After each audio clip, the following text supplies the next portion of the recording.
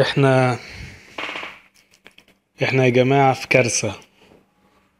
احنا الوطن بتاعنا بيتباع، ارضنا بتتباع. عيني عينك. وملناش حق اللي احنا نعترض، وملناش حق اللي احنا نقول لا. قمة المهزلة والاستخفاف.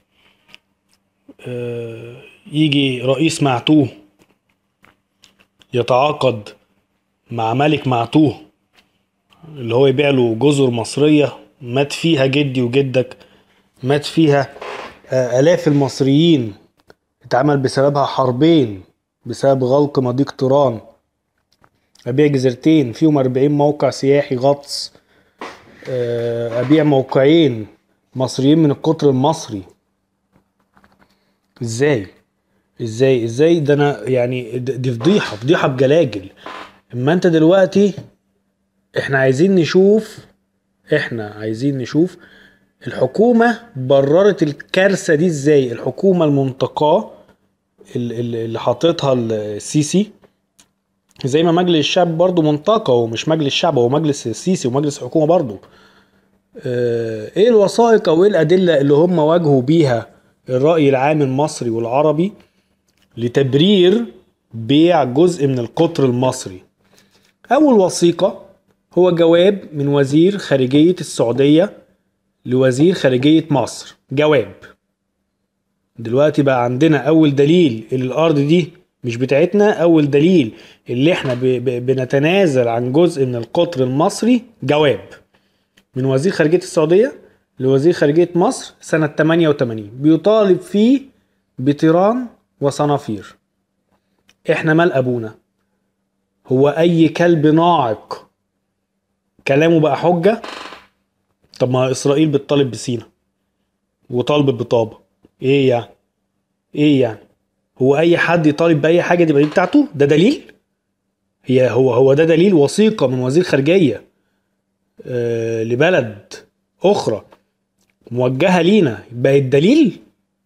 هي دي تؤكد حق السعودية في الجزيرتين؟ الوثيقة التانية مقال للدكتور محمد البرادعي 12 سنة 82 بيقول فيه ان الجزيرتين بتوع طيران وصنافير كانوا تحت الاحتلال المصري، وتدعي السعودية ملكيتهم، في حين ان مضيق طيران الذي يقع بين شاطئ الجزيرة وشاطئ سيناء هو مياه اقليمية مصرية. يعني البرادعي بيتساءل، مقال كتبه مواطن بيتساءل فيه اللي السعودية بتدعي ده ازاي مع ان ده في المياه الاقليمية. ايه ده؟ ده دليل بتواجه بيه الشعب المصري، وبتقول له ده دليل اللي انا بدي السعودية ارض بتاعتها؟ ده دليلك على التخلي عن القطر المصري؟ ده دليلك؟ مواطن كاتب مقال بيقول فيه اللي السعودية بتدعي ده مع ان ده في المياه الاقليمية بتاعتنا؟ انت مجنون؟ انتوا مجانين. وبعدين برادي، هو دلوقتي البرادي بقى حلو؟ هو البلدية خلاص دلوقتي بقى هو بقى مهندس الجغرافيا، وهو بقى اللي بيحط الحدود وبيرسم، بقى هو بقى كلامه معتمد في مجال تقسيم الحدود ومجال تحديد الأوطان ومصيرها والكلام ده كله. بلدي ده مطروب، ده انتوا طاردينه، ده منفي. بلدي ايه اللي انت بتستشهد بمقال بتاعه سنة 82؟ انتوا مجانين، انتوا مش لاقيين حاجة، انتوا مش لاقيين حاجة خالص. الوثيقة الثالثة اللي الحكومة مقدماها عشان تبرر الخيانة العظمى دي برقية من الملك عبد العزيز آل سعود للوزير المفوض السعودي في القاهرة. واحد سعودي بعت جواب لواحد سعودي سنة 1950 بيقول له اللي المفروض دي الأرض بتاعتنا. احنا مال أبونا؟ يعني حتى يعني انت استندت بجواب بعتينه لينا وبتستند لجواب بعتينه بينهم وبين بعض. انا مش فاهم انا في ايه. يعني احنا مالنا؟ وزير بيكلم مندوب بتوع بلد تانية طب هي فين البرقية دي اساسا؟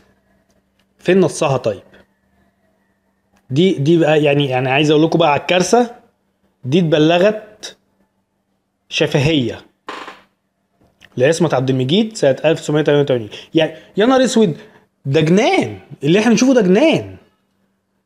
الوثيقة الرابعة اللي بتستند إليها الحكومة المصرية للتخلي عن جزء من القطر المصري. شوف احنا بندلل على التخلي عن شرفنا. انا بقول لك انا اتنازلت عن شرفي مقابل كذا عشان كذا. شوف الجنان الرسمي. الوثيقة الرابعة جواب من عصمت عبد المجيد سنة 1988 لعاطف صدقي. فاكرين يعني الجيل القديم فاكر عاطف صدقي رئيس وزراء مصر ساعتها. بيقول فيه: بلغني أيها الملك السعيد ذو الرأي الرشيد بلغني من وزير خارجية السعودية كلام عن برقية اتبعتت من عبد العزيز آل سعود لوزيره المفوض في القاهرة سنة 1950. فعاطف صدقي أساسا يعني إيه لقى كلام عبد المجيد كلام فارغ فحفظه، يعني رماه كده. ما يعني هنعمل ايه يعني؟ عايز فين يعني؟ ده بقى دليل. على فكرة الكلام ده بجد، على فكرة الأدلة دي منشورة في الجرايد الرسمية. دي الوثائق اللي أفرجت عنها الحكومة المصرية وأظهرتها للعالم. الوثائق السرية اللي احنا ما كناش نعرفها، اللي احنا يا لهوي ده احنا عندنا جزيرتين مش بتوعنا تصدق، ومحنكشين عليهم بقالنا 100 سنة وما نعرفش بقى. تمام. الوثيقة الخامسة، بصوا بقى الكوميديا. برقية سرية، حط خط تحت السرية دي، من السفير الأمريكي في القاهرة سنة 1950 للإدارة الأمريكية. ألا تكبرون؟ ألا تشخرون؟ برقية سرية من السفير الأمريكي في القاهرة للإدارة الأمريكية. أنت جبت البرقية دي منين؟ هو يعني خلاص بقى ده انت كده يعني كائن لوزعي بقى. انت كده بتعرف تتجسس على الامريكان وبتاخد بركاتهم السرية مشفرة وبتعرفها وبتستند بيها في العلن. بتقول يا جماعة انا اخترقت الادارة الامريكية وخدت برقية سرية سنة 1950 بتقول الارض دي مش بتاعتنا. احا يعني انا معلش انا اسف. احا ايه ده؟ انا مش فاهم يعني. طب ما يقول له هو عايزه يعني، ما يتين سفير الامريكي. طب ما السفير الامريكي لو يطولي يعني يدي العالم كله لاسرائيل هيدي لاسرائيل. احنا مالنا؟ ما يقوله. هو كلام السفير الامريكي بقى حجة لتقسيم الاوطان؟ بقى حجة لتحديد جغرافيا الوطن؟ يا نهار اسود، دي خيانة عظمى. اللي انتوا بتعملوه ده خيانة عظمى. ايه ده؟ والسرية يعني انا مش فاهم. الوثيقة السادسة نص خطاب مندوب مصر الدائم في الأمم المتحدة بتاريخ 27 مايو سنة 67. بيتكلم فيه عن مسؤولية مصر في الدفاع فقط عن طيران. يعني دفاع مش ملكية. انتوا يعني ناس بهايم بني ادمين برؤوس بهايم. يعني انت بتدافع عن حاجة يبقى بتاعتك، بتدافع عنها ليه؟ وبتدافع عنها انت كنت بتاخد قبل كده فلوس من السعودية. يعني انت بتزعم من السعودية قالت لك احمي الجزيرتين دول، انت كنت تاخد منها مقابل لده؟ ابدا. جاي دلوقتي تدالهم بمقابل؟ طب ما هي دي لو بتاعتهم بتاخد منهم 2 مليار دولار سنويا ليه؟ ده ايجار يا حبيبي، بس ده ايجار مفتوح بقى. يعني ده ملكية ايجارية زي ما بيقولوا. يعني انت بتديهوله ب 2 مليار دولار في السنة، و25% من نتاج الانتفاع بثروات الجزيرتين دول من غاز وبترول وسياحة والى اخره. ايه ده بيع للاوطان علني. دي خيانة عظمى علنية. يعني انا مش فاهم حتى يعني في ناس من الشعب المصري بتبرر ده، بتقول ده حقيقي مين قطع رقبتك يا ابن الكلب يا خاين. حقيقي مين ده؟ انت ما شفتش الاسرائيليين لما كانوا بينسحبوا من طابة كانوا بيعيطوا بيزقوا الامن مش عايزين ينسحبوا وهي ارضنا؟ ده انت بتدلل على انها مش ارضك يا خاين. ولاءك لانسان تافه مش لوطنك. ولا يعني انت ما تعرفش حاجة عن الجزيرتين ولا نعرف حاجة عن الجزيرتين. طلع واحد قال لك دي بتاعتي، وجي واحد ماسك البلد اداهاله. الطبيعي انك ايه؟ طب دي معايا، دي في حوزتي بقالي 100 سنة من قبل ما الدولة دي تتنشئ اصلا. طبيعي بحسك الوطني انك تخش تفتش وتتعلم وتشوف المصادر التاريخية والبراهين والأدلة اللي تدلل اللي دي أرضك بحكم الحيازة. تمام؟ لا ده انت داخل بتدلل اللي هي مش ارضك ابتداء. ده يعني ان ولائك لشخص مش لوطن. انت مش مصري، انت سيسي. انت مش وطني، انت سيسي. انت لا تنتمي لهذا الوطن. انت يعني انت تنتمي لشخص مش لوطن. انت يعني مقامك شخص مش وطن. الوثيقة السابعة للحكومة الفشيخة بتاعتنا طلعتها مقال منشور في نيويورك تايمز 19 يناير 1982، مبعوث من مراسل الجريدة في إسرائيل، بيتكلم فيه عن مخاوف إسرائيل من عودة طيران لأصحابها السعوديين.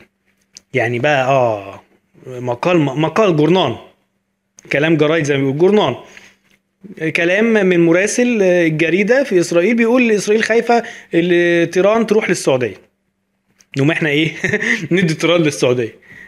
يعني ايه ده بناخد كلام مراسل صحفي امريكي في اسرائيل ونروح ندي الجزر للسعودية من غير استفتاء، من غير مقدمات، من غير مفاوضات، من غير اي بتنجان، ويطلع متحدث الرسمي بتاع وزارة الخارجية المصرية يقول لك التنازل ده لا يخضع للمادة 151 من الدستور. ده انت كلب، ده انت مجرم، انت مجرم. الناس دي مجرمة، الناس دي مجرمة في حق الوطن، الناس دي مجرمة في كل حاجة. الراجل اللي قتل 1000 واحد في 4 ساعات واعتقل 40,000 شاب في خلال سنتين من خيرة شباب مصر من في معتقلات الكهرباء ويتقتلوا، ما هو ده لازم يبيع وطنه، ده لازم يبيع أرضه. وبعدين عايز اقول لك حاجة، هل انت تملك رقابة؟ يعني شوف التدني في الحوار، هل انت كشخص تملك رقابة انك تعرف الفلوس اللي هتيجي من السعودية تتصرف فين وتروح فين وبتناقشها؟ ابدا. انت ولا ليك لازمة، انت مش من حقك اي حاجة غير انك نبقمق، مش من حقك اي حاجة غير انك تقول انت حمار، انت الحمار بيفهم عنك. شيء غريب. يعني الحكومة المصرية مستندها في التنازل عن جزء من القطر المصري كلام مراسل امريكي في اسرائيل، دي كارثة. طب ما انا ممكن اكتب بقى مقال اقول فيه ان مصر خايفة ان السودان تدي الخرطوم للصومال، في الخرطوم كده خلاص، او يعني احنا خايفين بقى الدبدوبة دي تروح للكتكوت دون. ايه الجنان الرسمي ده؟ ده انتوا ده انتوا متيقنين انكم بتكلموا بهايم، وللاسف في بهايم للاسف. يعني شيء غريب. الوثيقة الثامنة، مبارك سنة 1990 كتب ما يفيد أن مصر هتناقش موضوع طيران وصنافير. يعني مبارك المجرم الخاين العميل اللي دمر مصر وجاهل مصر وعطش مصر بيقول هنناقش الموضوع. مبارك اللي أبدا عمره ما فكر يتنازل عن جزء من وطنه، عمره ما فكر انه يتنازل عن جزء عن شبر من ارض مصر. قال لك انا لا املك، دي مش عزبتي. قال للصحفية الامريكية هل تقدر تبيع حد من عيالك؟ ابدا. ده مبارك. انتوا بتستشهدوا بكلامه لما بيقول احنا هنناقش الموضوع ده، هو مجرد اعلانه للنقاش في الموضوع ده كارجاء، او اللي انا اكبر دماغك يا راجل كبر مخك، بقى دليل انتوا مجانين. انتوا مش مجانين، انتوا متخلفين بتكلموا حبة بهايم. انتوا خونة للأوطان، انتوا لا تؤتمنوا على عرض ولا شرف ولا دين ولا دم ولا أرض. إلى مزبلة التاريخ، إلى مزبلة التاريخ. وبعدين طيب هنعمل ايه بقى في السجادة؟ يعني بعد كل ده السجادة اللي ورا اي رئيس مصري اللي في قصر الاتحادية اللي عليها مكتوب فيها خريطة القطر المصري اللي فيها طيران وصنافير، هنعمل ايه في الخريطة دي؟ هنعمل ايه اللي بقالها 90 سنة دي؟ هنقص منها الجزيرتين؟ هنقص منها جزيرتين؟ لو احنا ما فوقناش للكارثة دي يعني هتبقى مصيبة. ده النهاردة اتنازلنا عن طيران وصنافير، وبكرة دلوقتي بيقول لك تملك الأراضي في سيناء من غير شرط الجنسية، ده جنان رسمي. وبعد بكرة حلايب وشلاتين هتروح للسودان، وبعده حبة ينزلوا يعملوا مظاهرات قليلين يتقتلوا زي اللي اتقتلوا قبل كده. وحب يعني هنفضل احنا بقى نتخانق مع بعض، وايه البديل وايه الجنان ومش ايه الجنان وراح فين وجه منين وبتنجان ايه. لا لا، احنا لازم نفوق، لازم نفوق على المصيبة السوداء دي، لان بعد كده اجيالنا هتلعنا والتاريخ هيلعنا. لازم نفوق، لازم نفوق. ولو مفيش، مش هنغلب اللي احنا نجيب بديل، مش هنغلب اللي احنا نجيب بديل، مش هنغلب اللي احنا نجتمع ونقعد مع بعض ونتكلم كقوة ثورية كقوة مدنية. اي حد قلبه على البلد دي هيفكر اللي هو يعمل لها حاجة. لكن هنفضل نتفرج ونعمل فيديوهات ونعمل كوميكس والشغل الجنان الرسمي ده برضو ما ده مش حل، ده مش حل. احنا لازم نفوق. هم خلاص معروف تمامهم خونة وعلماء وعملاء ومجرمين وهيودونا في 60 داهية. هم معروفين خلاص، للقاصي والداني معروفين. لكن احنا بقى هنعمل ايه؟ لازم نتخذ خطوات صحيحة لمواجهة الوضع العبثي ده، لازم قبل ما نندم.